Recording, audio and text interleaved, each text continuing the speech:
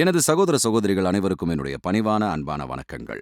ஓஷோவின் குரலுக்கு உங்களை வரவேற்கிறேன். இந்த கதையின் தலைப்பு ஞானத்தின் பக்குவம். ஒரு சூஃபி ஞானி கடவுளை தேடி நாடு நாடா அலைஞ்சு திரிஞ்சுக்கிட்டு இருந்தாரு. அவரு பல குருமார்களை சந்திச்சாரு. ஆனா எதுவுமே அவருக்கு திருப்தி அளிக்கல. இதயத்தை அர்ப்பணிக்கக்கூடிய இடத்தை அவரால் கண்டுபிடிக்கவே முடியல. ஏமாற்றத்தோடையும் நிராசையோடையும் அவர் வெளியே குருவை தேடுறதை நிறுத்திட்டு உள்குரலை கேட்கறதுன்னு முடிவு செஞ்சு தனியா இருக்கிறதுக்காக காட்டுக்கு போனாரு. அங்க ஒரு அழகான தேக்கு மர கூட்டத்தை பார்த்தாரு. பழமையான வயசான பல தேக்கு மரங்கள் ஒன்னு கூடி ஒரு கூடாரம் மாதிரி உருவாகி இருந்தது. அதோட கிளைகள் ஒன்னோட ஒன்னு பின்னி பிணைஞ்சு இயற்கையோட மழை, காத்து, வெயில் இது எல்லாத்திலிருந்தும் பாதுகாப்பு கொடுக்கற வகையில உருவாகி இருந்தது. பக்கத்திலேயே ஒரு ஏரியும் இருந்தது. அந்த கூடாரம் ரொம்பவே அமைதியானதா காட்டுக்கு நடுல யாரும் வராத இடத்துல இருந்தது. அந்த ஞானி அதுக்குள்ள போனாரு.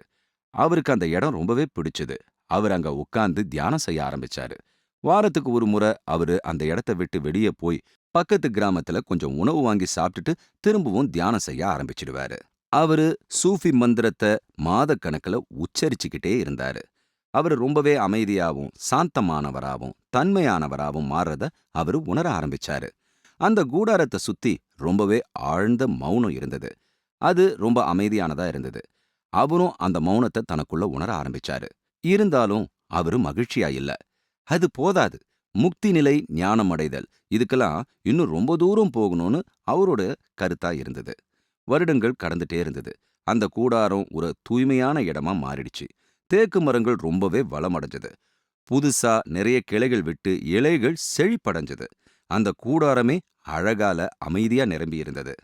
ஆனா அந்த ஞானியோட இதயம் மட்டும் வருத்தத்திலேயே இருந்தது. அவரு காத்துக்கிட்டே இருந்தாரு. அவரால செய்யக்கூடிய எல்லாத்தையும் அவர் செஞ்சிட்டாரு. தியானமும் பிரார்த்தனையும் செஞ்சுக்கிட்டே இருந்தாரு. 18 வருஷங்கள் கடந்துருச்சு. ஆனா அவர் முக்தி நிலை பெறவே இல்ல. ஆழ்ந்த மௌனத்திலேயும் அமைதியும் இருந்தாரு. இருந்தாலும் அவருக்கு ஞான நிலை கிட்டல. அவருக்குள்ள எதுவுமே நிகழல. வெறுமை ஒரு விதமான அமைதிதான். இருந்தாலும் வெறுமை வெறுமையாவே இருந்தது. வேற எதுவுமே செய்யறதுக்கு வழி இல்ல. ஒரு நாள் நடுராத்திரி திடீர்னு அவருக்கு ஒரு சந்தேகம் எழுந்தது.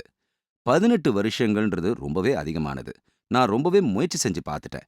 முழு மனசோட இதுல ஈடுபட்டுக்கிட்டே இருந்தேன். ஆனா எதுவுமே நடக்கல அப்படின்னு அவருக்கு தோணுச்சு. அவரு சிந்திச்சு பார்க்க ஆரம்பிச்சாரு. இந்த தேக்கு மர கூட்டம் எப்படி மழையையும் வெயிலையும் உள்ள அனுமதிக்கிறதுலையோ, அதுபோல என்னோட பிரார்த்தனைகளையும் வெளியே போக அனுமதிக்கலையோ, அதனால தான் எனக்கு இன்னும் எதுவும் நடக்காம இருக்கோ, எப்படி சூரிய ஒளி இந்த கூடாரத்துக்குள்ள ஊடுருவ முடியவில்லையோ, அதுபோல என்னோட பிரார்த்தனையும் இறைவனை போய் சேரலன்னு நினைக்கிறேன். இந்த தேக்கு மர கூடாரம் ஒரு டிராகுலா மாதிரி இருக்கு. இது ஒரு ஒட்டுண்ணியா இருக்குமோன்னு நினைச்சாரு. அவரு அங்கிருந்து பயந்து போய் உடனடியா தப்பி ஓடிட்டாரு. ஆனா அதே சமயத்துல அந்த அடர்ந்த மரக்கூட்டத்திலிருந்து வெகு தூரத்துல இருக்கிற சாலையில ஒரு பிச்சைக்காரன் நகரத்திலிருந்து இன்னொரு நகரத்துக்கு போய்கிட்டு இருந்தான். திடீர்னு அந்த பிச்சைக்காரனுக்கு காட்டுக்குள்ள போகணுன்ற வேட்கை தீவிரமா மனசுக்குள்ள தோன்ற ஆரம்பிச்சுது. ஆனா அவன் அதை அலட்சியம் செஞ்சான். காலையில அடுத்த ஊருக்கு போய் சேர்ந்தே ஆகணும். இன்னும் பாதி தூரம் கூட போய் சேரல. எதுக்காக காட்டுக்குள்ள போகணும்? அது ரொம்ப ஆபத்தானதுன்னு அவன் நினைச்சான். ஆனா ஏதோ ஒண்ணு அவனை இழுத்துது. அவனால எதுவுமே செய்ய முடியல. அவன் பைத்தியம் பிடிச்ச மாதிரி காட்டுக்குள்ள ஓடி போனான். நான் என்ன செஞ்சுக்கிட்டு இருக்கேன்னு அவன் நினைச்சு பார்த்தான். ஆனா அவனோட உடல் அவனோட கட்டுப்பாட்டுல இல்லாம அதோட போக்குல ஏங்குச்சு. அவன் தப்பியோட பார்த்தான். ஆனா முடியல. அவன் பயந்தான், நடுங்குனான். ஆனாலும் பயனில்ல. ஆனா அவன் அந்த மரக்கூடாரத்தை நெருங்கிய உடனே அவனுக்கு எதற்காக வந்தோன்றது புரிஞ்சுது. அந்த மரக்கூடாரத்திலிருந்து ஒரு மெல்லிய குரல் வந்தது. என்கிட்ட வா, என்கிட்ட வான்னு. அது நம்மளுடைய புறச்செவிகளுக்கு கேட்காது.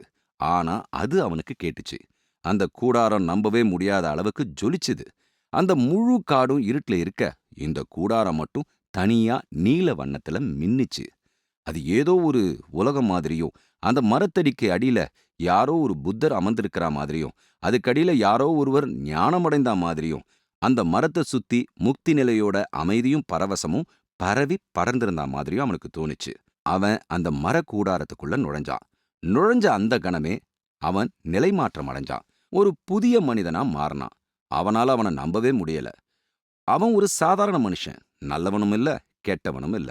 ஒரு சராசரியான மனிதன் தான் அவன். அன்றாட வாழ்க்கையோட சிக்கல்கள்ல குழப்பங்கள்ல ஆழ்ந்து கிடப்பவன். அவன் ஒரு ஆத்திகனும் இல்ல, நாத்திகனும் இல்ல. உண்மையில அவனுக்கு கடவுளை பத்தி எதுவும் தெரியாது. மதத்தை பத்தி எந்த கொள்கையும் கிடையாது. அவன் அத பத்தி கவலைப்பட்டதே கிடையாது. வாழ்க்கையில பல பிரச்சனைகளோட அவன் போராடிக்கிட்டே இருந்தான். திடீர்னு அந்த மரக்கூடாரத்துக்குள்ள நுழைஞ்ச உடனே அவன் ஒரு சூழல்ல சிக்குண்டா மாதிரி உணர்ந்தான். அவன் அந்த விதமா இதுவரைக்கும் உட்கார்ந்ததே இல்ல.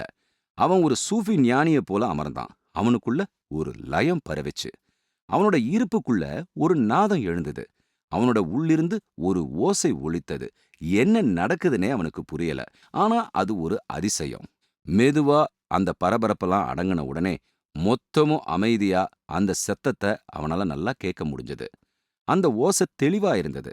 வடிவற்றதா இருந்தது, வடிவம் அடைஞ்சது. அவன் அந்த மந்திரத்தை அவனையும் அறியாம சொல்ல ஆரம்பிச்சான். அவன் அத சொல்லல. அவன் செய்பவன் அல்ல. அது தன்னாலேயே நிகழ்ந்தது. அவன் ஒரு சாட்சியாளனா இருந்து அத பார்த்துக்கிட்டு இருந்தான். ஏதோ ஒரு பிரபஞ்ச கடலோட கரையில அவன் இருக்கிற மாதிரியும், ஒரு பெரிய அலை வந்து அவன் மேல நீரை வாரி இறைக்கிற மாதிரியும் இருந்தது. 18 வருஷங்கள் அந்த சாதகன், அதாவது நாம சொன்னோமே அந்த ஞானி, அங்கதான் இருந்தான். ஆனா அவனுக்கு எதுவுமே நடக்கல. 18 மணி நேரங்கள்ல அந்த பிச்சைக்காரன் இப்ப புத்தன் ஆகிட்டான். அவன் எதுவுமே செய்யல. லாவோட்சு இந்த கதைய ரொம்பவே விரும்பி இருப்பாரு. அவரால இந்த கதைய புரிஞ்சுக்க முடியும். இதோட ரகசியம் என்ன? இது இயல்புக்கு முரணானதா தெரியுது. 18 வருஷங்கள் முயற்சி செஞ்சவனுக்கு எதுவுமே நிகழல. பிரார்த்தனையே செய்யாதவனுக்கு 18 மணி நேரங்கள்ல எல்லாமும் கிடைச்சிடுச்சு. இந்த கதையோட பொருள் என்ன? லாவோட்சு எப்பவும் ஒரு வார்த்தையை சொல்லுவாரு. அது ஊ வி. அதோட பொருள் செயலற்ற செயல். செயலற்று செயல் செய்தல். செயல் செய்தலும் செயலற்று போதலும் ஒருங்கிணைஞ்சு இருக்கிறது. இதுதாங்க இதோட ரகசியம். அந்த சாதகன் அதிகப்படியா செய்தான். அவன் தன்னை சமமா நிலைநிறுத்திக்கல. அவன் அதிகமா செஞ்சது செய்யாதது போன்றதுதான். வாழ்க்கை என்பது ஒரு சமன்பாடு தான். அவன் தன்னை சமப்படுத்திக்கல. அடைவதற்கான பேராசையினால, லட்சியத்தினால அவன் எல்லைக்கே போயிட்டான். அவன் ரொம்பவே ஈடுபட்டுட்டான்.